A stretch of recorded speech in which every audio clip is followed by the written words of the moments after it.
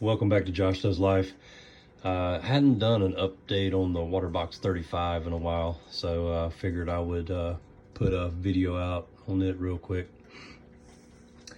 The SPS that I tried in this tank, well, let me say the actual Acropora that I tried in this tank didn't make it.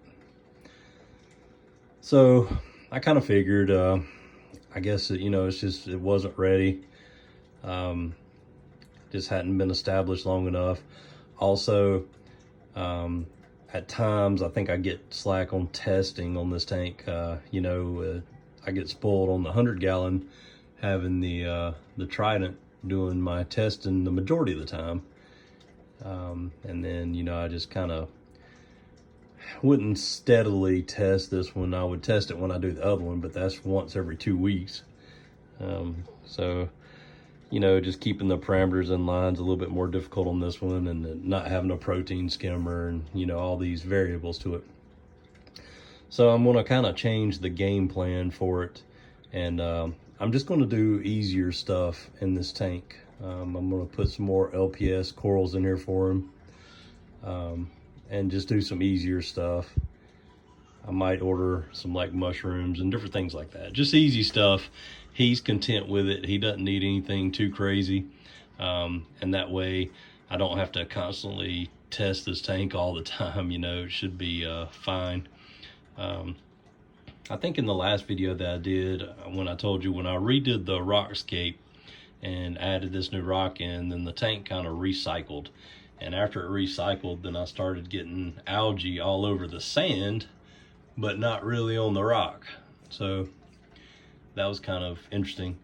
So the sand got covered in like a brown algae, and it's already starting to kind of like die out and go away. It's getting like a lighter color. So hopefully that's on the way out. Hopefully it'll be done.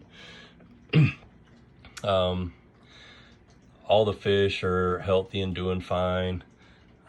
The clam is doing really well. That forest fire Digi is doing fine. The blue ones in the back is still doing all right.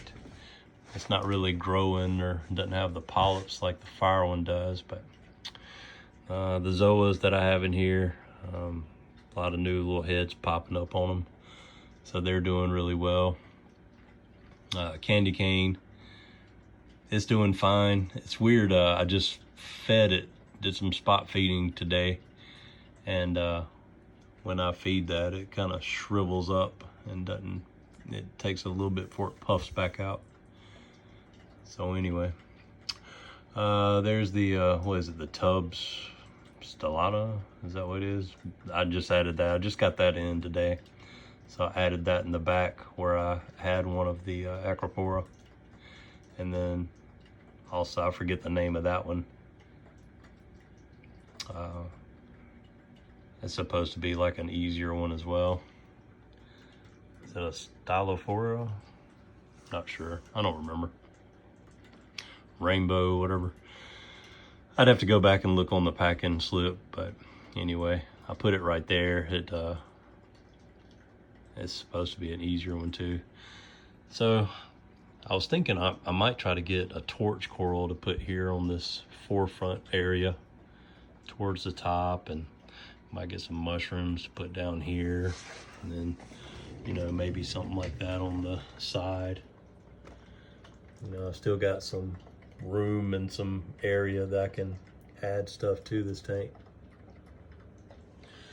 So I'll get some more corals in here for them, but just kind of the plan changed. I was going to try to do some Acropora in here, but it would just be a lot more work for this tank.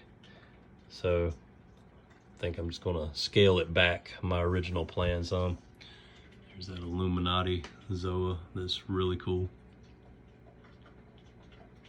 I like that. They're still kind of closed up a little bit where I fed them a while ago. But anyway, I mean, nothing else really to report on this tank. Everything else is doing fine. I'll, as I add some more stuff to it, I'll do update videos and I guess little progress reports and things like that.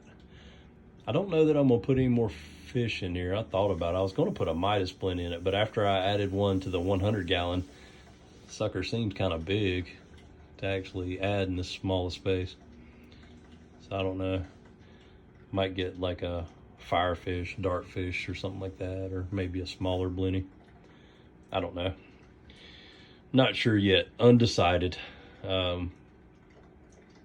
Let me know like thoughts, you know, what else really. I don't want to have a lot of fish in here, but at the same time, you know, I've probably got a good number just with what's in here now. I wish, you know, originally I had the 2 clowns, but before I had the lid on there, one took the leap of death. So now I'm down to the 1. And they were a mated pair, so that one's a bully. Every time I put my hand in the water cleaning stuff and all, it nips at my hand. So I definitely am afraid to try to put another clown in there with him. He or she, pretty sure that one would kill it.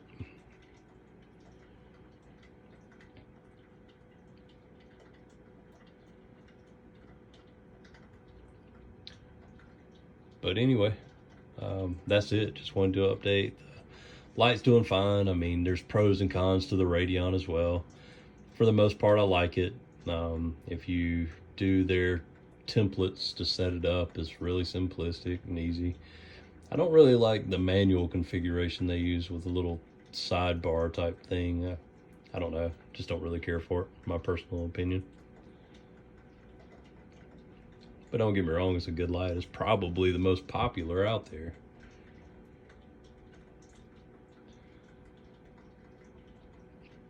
I think I just kind of like the Kessels a little bit more than I do this one. I started to put a Kessel in this tank, but just wanted to try something different.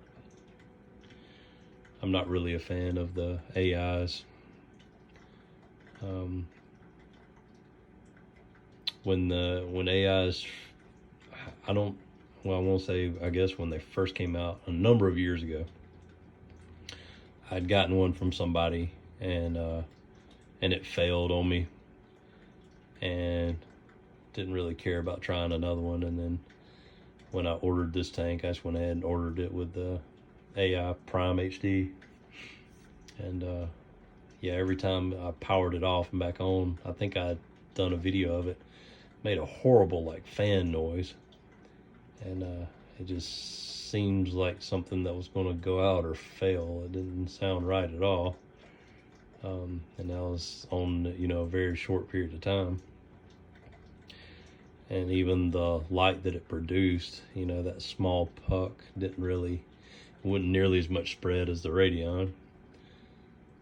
So I don't know. I mean, I definitely like the Radeon or Kessel better, but you also get what you pay for. I mean, the AI is half the price. So if you just want to keep limited stuff anyway, then it'd probably be fine. But anyway, I'm kind of going off on something else there. Let's give you kind of a little close up here, just so that when we look at this stuff at a later time for comparison,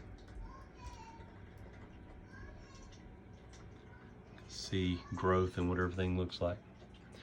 All right, that'll do it for this video. Thanks for watching. Hope you enjoyed, and please like the video. Trying to grow the channel as much as I can.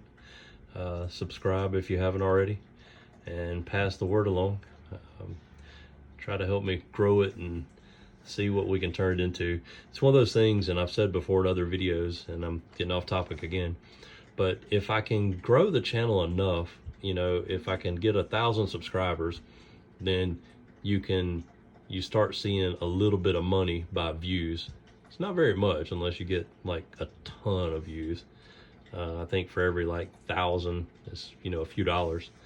But even if I could get to that point and then the channel's growing, then I would put some money into it, as far as, you know, I could see buying a camera, not using my phone, buying a microphone, you know, just getting some stuff so that I could make the videos nicer. So I mean, I would be willing to do that if the channel turned out to be a success, but right now, you know, I'm getting a few more subscribers here and there, and I'm hoping it continues to grow. But if it tapers off, then I don't want to, you know, just rush out right now and spend a bunch of money on equipment to make the videos nicer, and then not turn out to be anything. So we'll see how it goes. All right, once again, thanks for watching.